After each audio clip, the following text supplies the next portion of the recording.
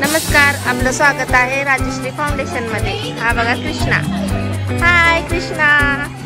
आज आमच्या महिला सजून आल्यात कारण आपण एक प्रोग्राम घेतोय, एक युवा कौशल्य दिन। हा दिन आपण साजरा करतोय आणि महिलांचे वेगवेगळे प्रोग्राम पण घेणार आहे। किती सुंदर सुंदर सजल्यात माझ्या मुली बघा, खूप छान। आलो का साडी सेट?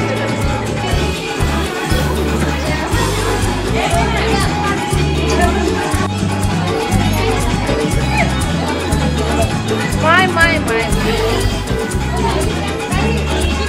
लय सुंदर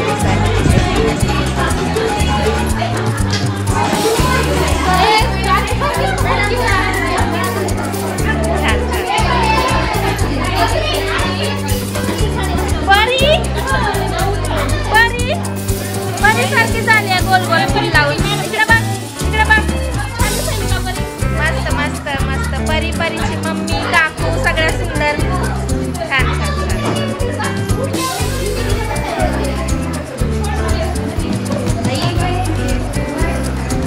मॅडमच कुठे गेल्या तशी?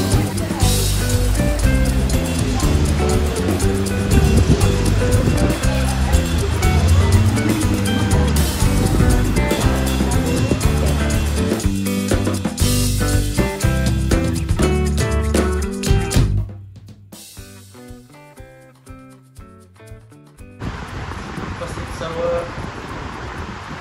महिला राजश्री फाउंडेशनच्या मार्फत तुम्ही ज्या प्रशिक्षणासाठी या ठिकाणी प्रवेशित आहात ते कौशल्य विकास या ऑफिसच्या मार्फत तुम्ही या ठिकाणी प्रवेशित आहात। 2015 पासून हा दिन कौशल्य दिन म्हणून आपण साजरा करतो। त्यात आणखी जागतिक युवा कौशल्य दिन म्हणून शासन या ठिकाणी जागतिक लेवलला साजरा करतो। याच्यामध्ये विशेष असं आहे की कौशल्य प्रत्येकाच्या अंगी यावं म्हणून शासनाचे विविध उपक्रम त्या ठिकाणी चालतात। कौशल्य प्रत्येकाच्या अंगी काय यावं असा एक प्रश्न मात्र आपल्यासमोर काय यावं, तुम्हाला पण दोघा तिघांना बोलायचं प्रत्येक पुढच्या महिलांना। तर कौशल्य का अंगी यावं याच्या पूर्वीचा जर इतिहास बघितला, थोड्या दिवसापूर्वीचा जर आपल्या गरजा बघितला तर त्या गरजाच्या अनुसरून आपल्याला प्रत्येकाला आपल्या अंगी एक वेगळे कौशल्य आले पाहिजे आणि हे कौशल्य पैशामध्ये रूपांतर झालं तर आपल्या गरजा पूर्ण होतात। आता पूर्वी एक इसवी सन 1970च्या दशकामध्ये प्रत्येक 10 वर्षाला हे बदलतात। इथून भविष्यात पुढे बदल होणार आहे, आणखीन तुमचं आयुष्य पुढील 50 वर्ष होणार आहे। म्हणून पुढच्या 50 वर्षामध्ये 5 दशकामध्ये काय बदल होणार आहेत ते आता आपण आत्मसात केलं पाहिजे आणि त्या काळानुसार बदल व्हायला पाहिजे। 70च्या दशकामध्ये काय होतं, एक व्यक्ती कमाई करत होता आणि अख्खं घर व्यवस्थितपणे सांभाळत बसून खात होतं। पण आता तसं नाही राहिलं। प्रत्येकाला गरजा आहेत। वडिलाकडे गाडी असेल तर मुलाकडे गाडी आहे, आईकडे पण गाडी आहे, बहिणीकडे पण गाडी आहे, मोबाईल प्रत्येकाकडे आहे। गरज वाढली, गरज वाढल्यानंतर पण उत्पन्न एकच व्यक्ती करतोय घरातला। आता ती गरज 70च्या दशकातली वेगळी झाली। पुढे जसं जसं आपलं काळ बदलत गेला तसा तसा प्रत्येक माणसाला ज्या गरजा म्हणजे साधन सामुग्री लागते त्या साधन सामुग्री आणि जे काही आज जे युग चाललंय त्याच्या बरोबरीनं चालण्यासाठी आपल्याला सगळ्या वस्तूंची आवश्यकता आहे। म्हणून प्रत्येक व्यक्ती हा कुशल बनला पाहिजे। आता कुशल कधी बनतो, वेगवेगळे शिक्षण प्रशिक्षणच्या नंतर, शिक्षण आणि प्रशिक्षणच्या नंतर कसं होतं, शासकीय नोकरी तलाठी, ग्रामसेवक, तहसीलदार, कलेक्टर, गॅस ड्रायव्हर वगैरे अशा पद्धतीने। आता मात्र तसं नाही। तुम्हाला कुशलता कशामध्ये यायला पाहिजे, तुम्ही जर स्वयंपाक चांगला करत असाल तर तुम्हाला त्या ठिकाणी वेगळी मला शेवटच्या 10-5 दिवसामध्ये ते प्रशिक्षण शिकवलं जाईल। आता जे शिक्षण घेतोय, शिक्षण हे पुस्तकी ज्ञान आहे। पुस्तकाच्या नंतर तुम्ही काय करताय, त्याच्यावर थोडंसं आपण काय उद्योग करावं अशा पद्धतीचं प्रशिक्षण घेतो। प्रशिक्षण कशाच्या आधारे घ्यायला लागले? मार्केट जे चालतंय ते प्रशिक्षण आहे. मार्केटमध्ये काय आहे त्याचं प्रशिक्षण आपण निवडलं पाहिजे. पंजाबमध्ये गेलो कटिंगचं दुकान टाकलं तर चालेल का? ते सगळे लोक तिथं केस वाढवतात, तिथं नाही चालणार आपला व्यवसाय. मग असे काही उद्योग निवडायला पाहिजेत की तो उद्योग आपल्याला भविष्यात तो आपल्याला अर्थार्जन करून देईल अशा पद्धतीने. म्हणून आपला जो उद्योग आहे त्या अंगी जी कुशलता आली पाहिजे असे प्रत्येकाने यादी केली 500-600 उद्योग होतात आणि त्या उद्योगापैकी आपल्याला कोणतं निवडायचं आहे, मार्केट कशामध्ये आहे आणि ते पैशामध्ये काय रूपांतर होणार आहे हे आता तुम्ही ठरवलं तर त्या मार्गाने चाललात तर आपल्याला भविष्यात आपल्या गरजा आपण पूर्ण करू शकतो. आज बालवाडीत जायचं असेल तर 20-25 हजार रुपये डोनेशन आहे. पूर्वी 70च्या दशकात नव्हतं, कधी तर थोडंफार लागत होते. पूर्ण शिक्षण फ्री होतं.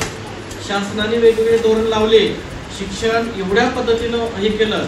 आता आरोग्यावर सवलती आहेत, शिक्षणावर सवलत नाही. आपल्याला सगळ्या शैक्षणिक जेवढ्या हे आहेत साक्षरता झाली त्याच्यामध्ये. शासनाने वेगवेगळ्या योजना लावून शिक्षण आता विकत घ्यावं लागतं. आपल्याला 10वीपर्यंत शिक्षण 10 लाख रुपये खर्च करावे लागतात आणि म्हणून बदलत्या काळानुसार आपल्या प्रत्येकाच्या अंगी वेगवेगळ्या कुशलता आणि आली पाहिजे आणि त्या कुशलतेवर आपल्याला प्रत्येक याच्यामध्ये त्याच्यावर पैसा कमवता आला पाहिजे. अशा पद्धतीची कुशलता आपल्या अंगी यावी म्हणून शासन एक वेगळं मंत्रालय चालू केलं आपल्याकडे महाराष्ट्र शासनाने.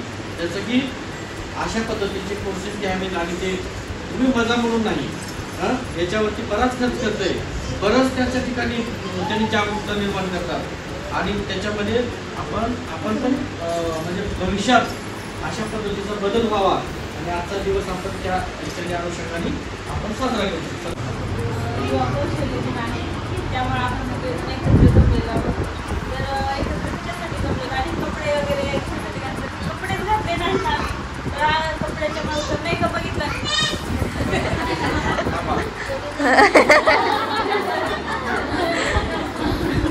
तर ते कौशल्य आहे आपलं. त्याची ट्रेनिंग आहे आमची. पण तुम्ही म्हटलंच नाही ना मला की आहे, मला लक्षात आलं. तर त्यामागचा उद्देश आहे की मेकअप करणे, मेकअपमध्ये सगळ्या मग ते कपडे आले, साड्या आल्या, नंतर मेकअप आला आणि हे पण एक कौशल्य आहे आणि त्या कौशल्याचं आम्ही उद्योजक होणार. त्यामुळे आज आमच्या प्रयत्नाला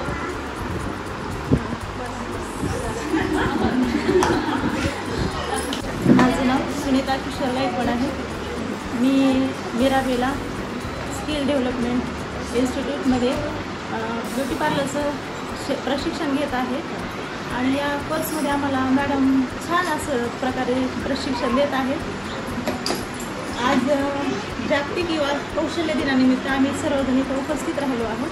त्या सर्वांचे स्वागत आणि या प्रशिक्षणाचा फायदा घेऊन आम्ही भविष्यामध्ये याचा नक्कीच काहीतरी उपयोग करून घेऊ असा आम्हाला हा विश्वास वाटत आहे. आणि इथं जमले सर्वच जण छान प्रकारे असं हे प्रशिक्षण घेत आहेत. मॅडम पण आम्हाला खूप छान सपोर्ट करत आहे. धन्यवाद. नमस्कार, मी प्रणिता कोळी, राजश्री फाउंडेशनतर्फे स्किल इंडियाच्या मीराबेला या क्लासमध्ये आम्ही ब्युटी पार्लरचा कोर्स करत आहोत. आज जागतिक युवा कौशल्य दिन असल्यामुळे मॅडमनी कार्यक्रम ठेवलेला आहे.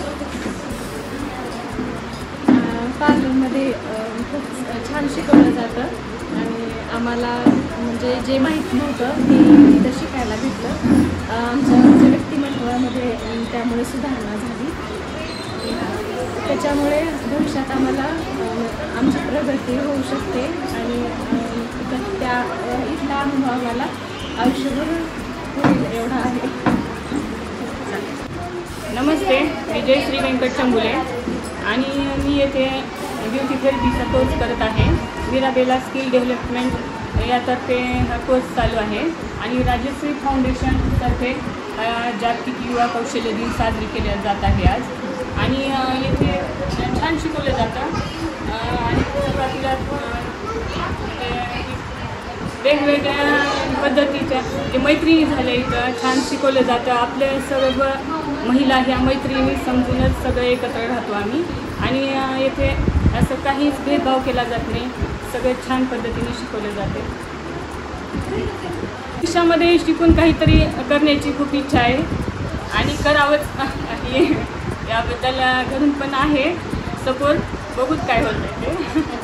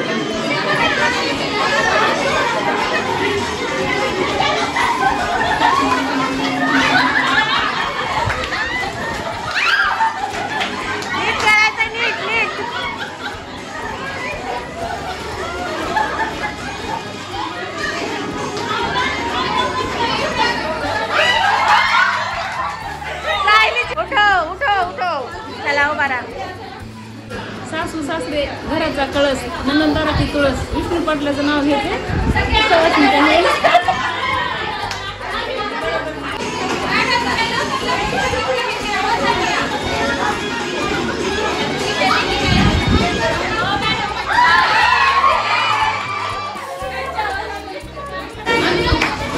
नो नो नो आउट नाही. मध्येच नाही निघायचं. तुम्ही नाही तुम्ही नाही तुम्ही बाजूला हटा. तुम्ही जवळ या.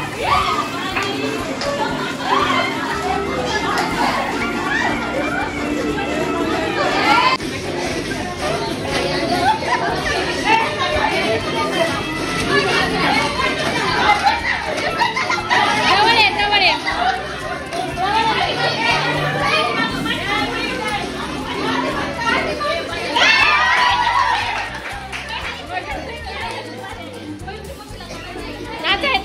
ओके चल नाचा. तुमचा व्हिडिओ टाकते.